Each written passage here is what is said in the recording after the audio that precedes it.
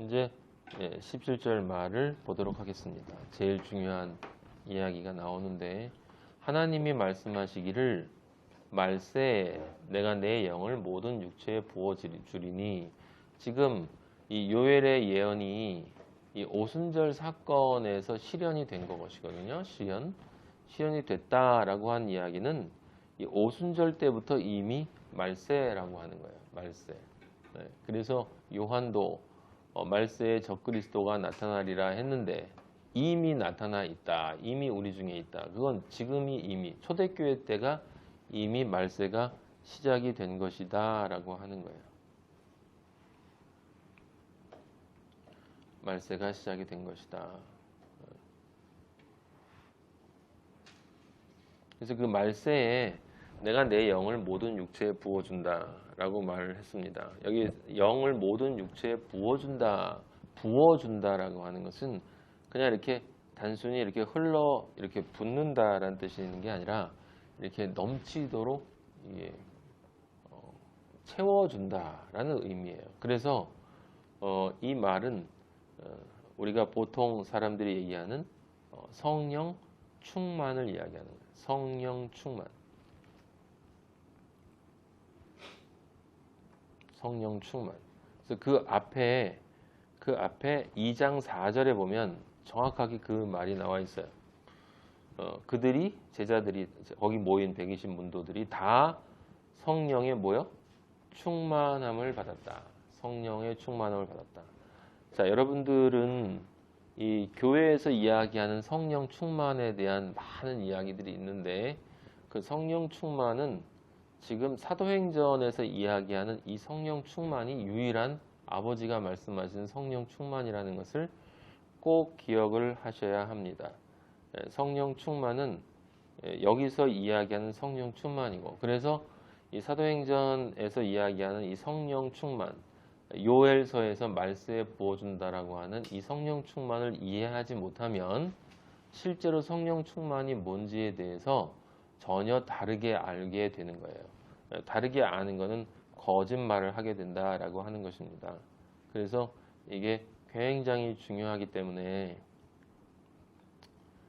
여러분들이 잘 들으셔야 된다. 지금 사도행전 2장 4절에 제가 미리 여러분들에게 왜 이게 중요한가라는 말씀을 드리면 2장 4절에 뭐라고 써 있냐면 그들이 다 성령의 충만함을 받았다고 그랬고 그리고 요엘서에 아버지가 하나님의 영을 부어준다고 그랬어요. 이게 넘치도록 부어준다는 뜻이거든요. 이게 그게 무슨 뜻이 아니냐면 이 영을 육체에 떨어뜨려 준다라는 게 아니고 이게 부어준다는 거예요. 이렇게 부어준다는 거고 그 다음에 성령 충만이지 여기 지금 뭐라고 안 쓰면 성령의 임재라고 쓰여 있지 않다는 거예요. 성령 임재가 아니라 성령 충만이라고 쓰여 있어요. 분명히 임재인데 오순절 성령 임재는 분명히 임재인데 성령 충만의 임재라고 성경이 분명히 밝히고 있다라는 것을 절대로 잊어버리면 안 됩니다. 절대로 잊어버리면 안 돼요.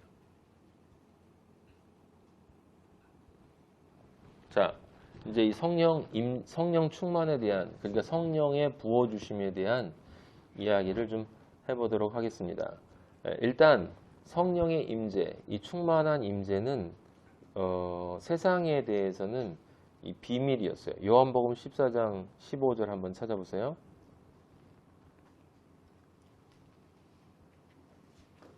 요한복음 14장 15절에서 18절을 보면 너희가 나를 사랑하면 예수님이 제자들에게 얘기하는 거야. 보혜사 성령에 대한 이야기를 할 때 나의 계명을 지키리라. 내가 아버지께 구하겠으니 그가 또 다른 보혜사. 첫 번째 보혜사는 나고 두 번째 보혜사, 다른 보혜사를 너에게 주사 영원토록 절대 떨어지지 않는다는 뜻이에요. 영원토록 너희와 함께 있게 하리니 그는 무슨 영이냐면 진리의 영이에요. 보혜사는 성령은 진리의 영이에요. 진리의 영. 이것을 놓치면 안 됩니다. 성령은 진리의 영이다. 그런데 그 뒤에 뭐라고 써 있냐면 세상은 능히 그를 받지 못하나니 이는 그를 보지도 못하고 보아도 알지도 못함이라.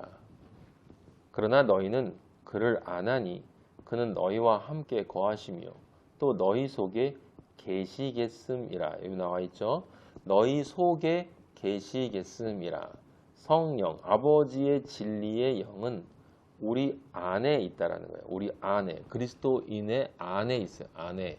그리스도인의 안에 있으면, 없으면 그리스도인이 아니다라고 하는 거예요. 예. 그런데 지금 이 오순절에서 임재한 걸 보면 그냥 들어와 계시다. 나 여기 들어왔거든. 이게 아니야. 나 여기 들어왔거든. 아, 나 예수님 믿거든요. 나 성령 받았거든요. 라고가 아니라 뭐예요? 성령 충만. 임재가 곧 충만이다라는 거예요. 임재가 곧 충만이다. 예수님은 요한복음 14장에서 지금 그걸 약속하셨어요. 16장, 이제 골로새서 한번 찾아봐요. 골로새서 신약 성경 뒤에 보면 골로새서가 있습니다. 골로새서 1장 26절에서 27절에 뭐라고 쓰여져 있냐면 이 비밀은 이라고 비밀이라는 말이 나와 있어요. 비밀은 만세와 만대로부터 감추어졌던 것인데 이제는 그의 성도들에게 나타났고 비밀이 감추어져 있었다는 거예요. 그러니까 전혀 사람들이 알 수가 없었다는 거죠. 아무도 몰랐다는 거야. 감추어졌다는 건 누구도 몰랐을까요? 사탄도 몰랐다는 거지. 이제는 그의 성도들에게 나타났어. 하나님이 그들로 하여금 이 비밀의 영광이 이방인 가운데, 우리들 가운데, 이방인 여기 지금 유대인도 포함한다고 그랬습니다. 예수 그리스도가 아닌 그리스도의 성령이 들어가지 않은 존재들은 다 이방인이에요. 이방인 가운데 얼마나 풍성한지를 알게 하려 하심이라. 이 비밀이 뭐냐? 만세 만대로부터 감추어졌던 비밀이 바로 뭐냐면 너희 안에 계신 그리스도시니. 이게 누구예요?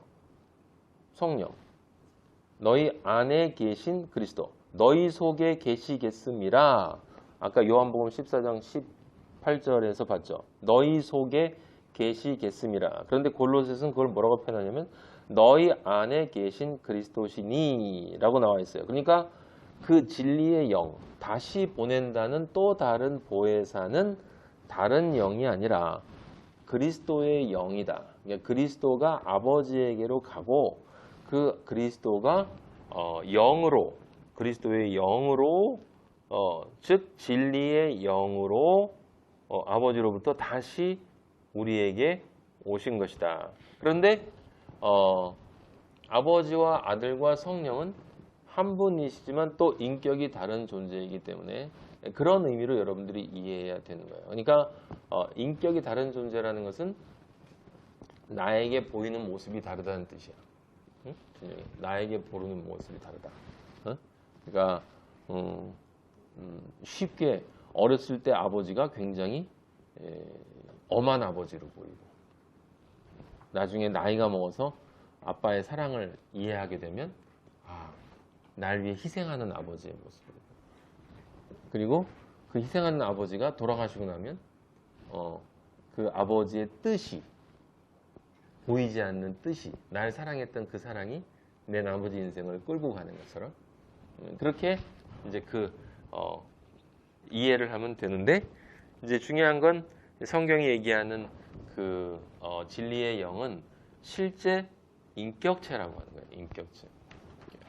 분명히 그리스도와 같은 독립된 하나의 인격체이시기 때문에 성령은 근심도 하고 탄식도 하고 또 떠나시기도 하고 들어오시기도 하고 그게 우리에게는 우리 인간의 이성으로는 이해할 수 없는 부분이기 때문에 그건 아까 내가 설명한 것처럼 그렇게 아버지가 내가 자라는 동안에 아주 훌륭한 아버지인 경우에 새 모습으로 보이는 그렇게 이해를 하면 되겠어요.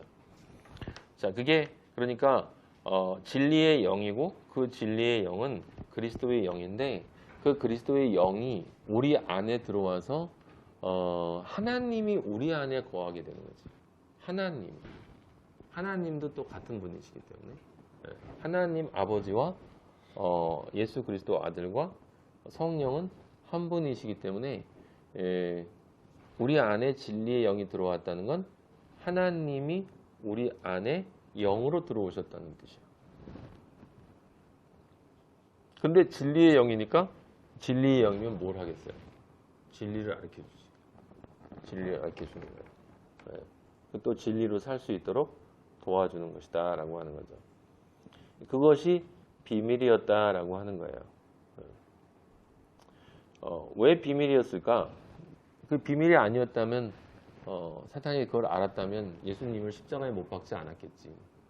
예수님을 십자가에 못 박히셔야 됐는데 사탄은 예수를 죽여야 내가 내 권력을 빼앗기지 않을 거라고 생각하고 죽인 거기 때문에 근데 죽이자마자 자기가 죽게 된 걸 알게 된 거지. 아이 속았다. 근데 때가 늦었어요. 그래서 세상을 이기시고 세상의 모든 권세를 우리 예수 그리스도가 가지게 되신 것이다. 자, 비밀이었다라고 하는 사실을 여러분들이 그게 우리를 위한 것이었다라는 거예요. 그리스도인들. 그러니까 이게 조금 더 나아가서 생각을 하면 이 비밀이었다라고 하는 이 사실은 단순 과거형이 아니에요, 여러분. 단순 과거형이 아닙니다.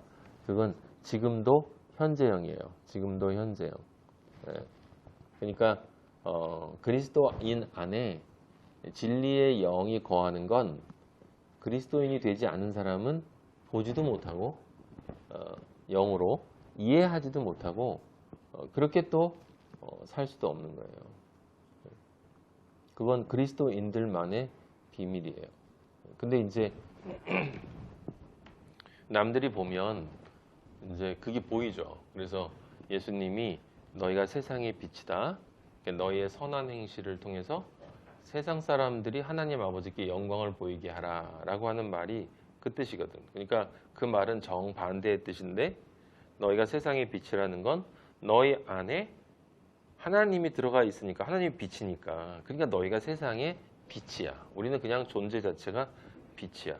그럼 하나님 아버지가 들어가 있기 때문에 우리는 세상이 이해할 수 없는 일을 해요. 세상이 이해할 수 없는 일을 해요. 이해할 수 없는 일을 하기 때문에 세상 사람들은 그걸 가지고 조롱하고 비웃고 때로는 핍박하고 억압하기도 해. 그게 바로 정확히 뭐냐면 이 세상 사람들이 우리가 하나님의 아들인 빛의 아들이 돼서 하나님이 원하는 세상이 이해하지 못하는 것을 하는 것을 보고 하나님께 영광을 돌리는 거예요.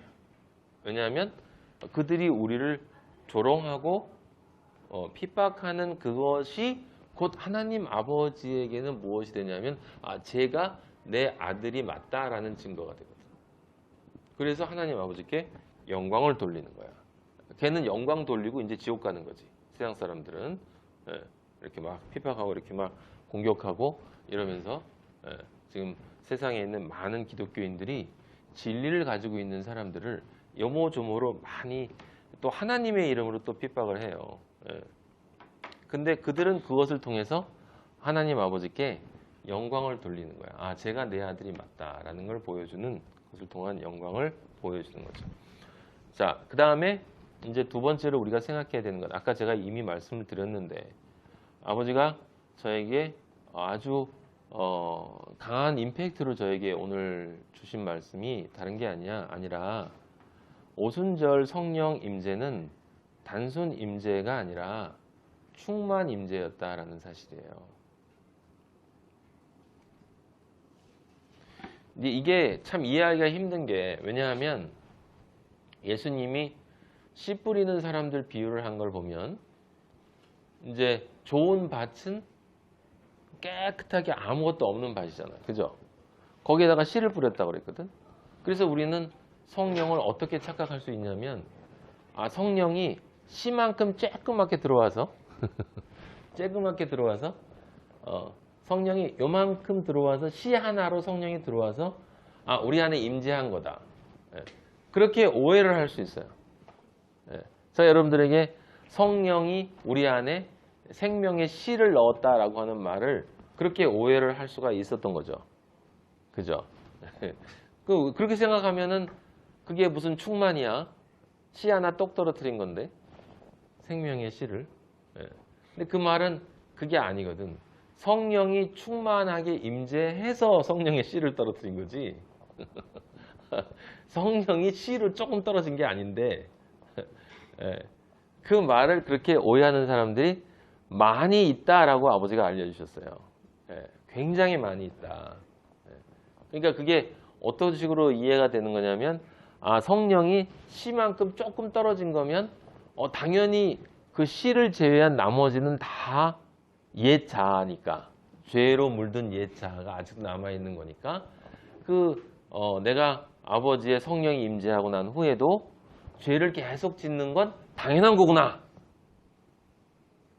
이렇게 이해가 되는 거죠. 이렇게 기독교인들이 정당화하는 도구로 사용할 수가 있는 거지. 근데 그렇게 생각하면 안 되고 성령 충만, 성령 임재는 성령 충만의 임재다라고 하는 것은 무슨 뜻이냐면 이런 뜻이죠. 우리가 그 시내산 사건을 봤잖아요. 시내산 때 같은 얘기잖아. 오순절이 이미 이스라엘 민족에게 시내산 사건에 있었잖아요. 그때 하나님이 부분만 내려오시지 않았어요. 이스라엘 민족에게. 하나님이 온전하게 내려오셨다고. 하나님 자체가 하나님이 온전하게 이 이스라엘 민족의 한가운데에 충만하게 임재하셨다라는 거예요. 네. 그리고 지금 생명의 씨와 같은 그 그림자를 주셨지. 그게 바로 뭐냐면 율법이었어. 율법.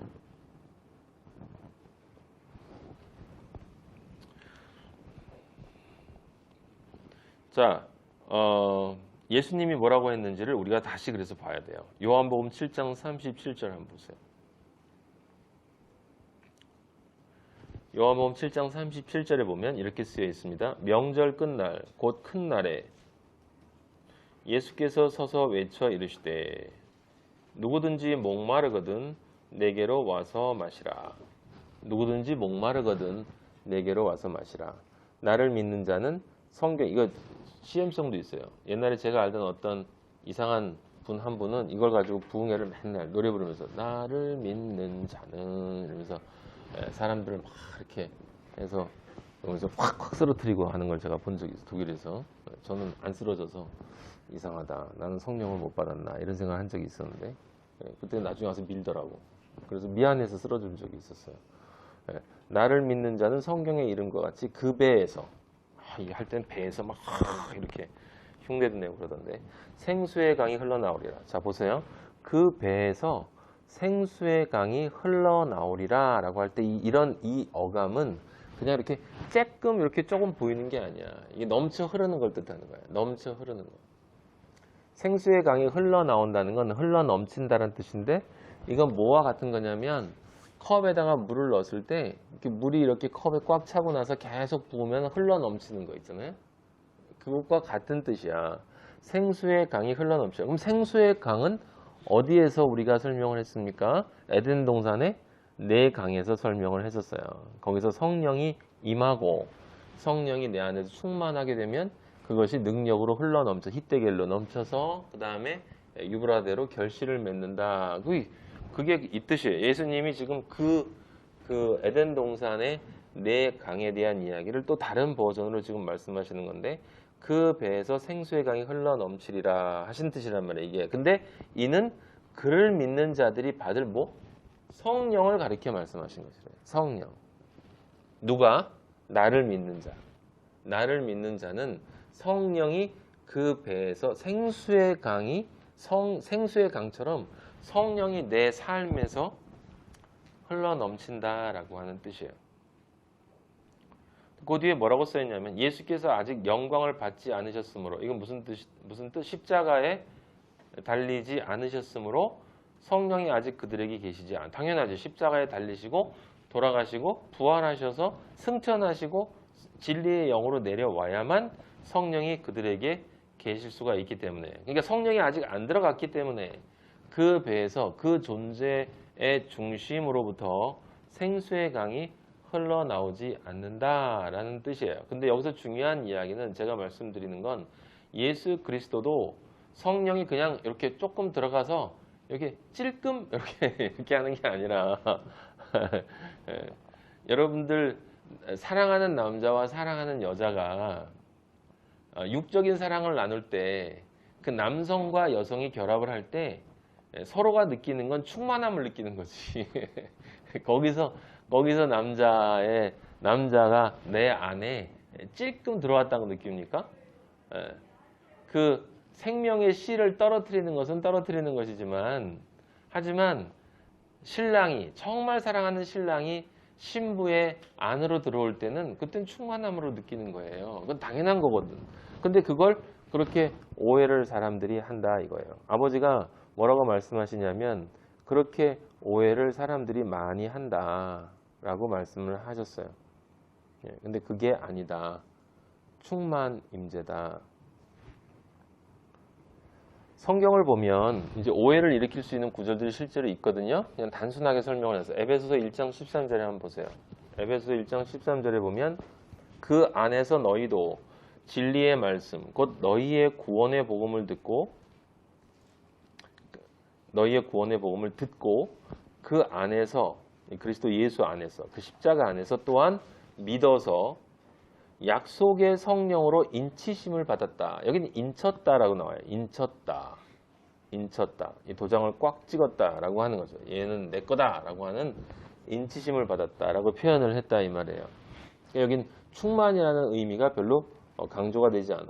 확정되었다는 의미가 들어가 있고, 갈라디아서 3장 2절에 보면 내가 너희에게 다만 이것을 알게 하려 하노니 너희가 성령을 받은 것이 율법의 행위가 아니라 듣고 믿음으로다. 성령을 받은 것은 믿음으로 받은 것이다. 근데 믿음으로 무엇을 받았다고? 성령을 받았다고.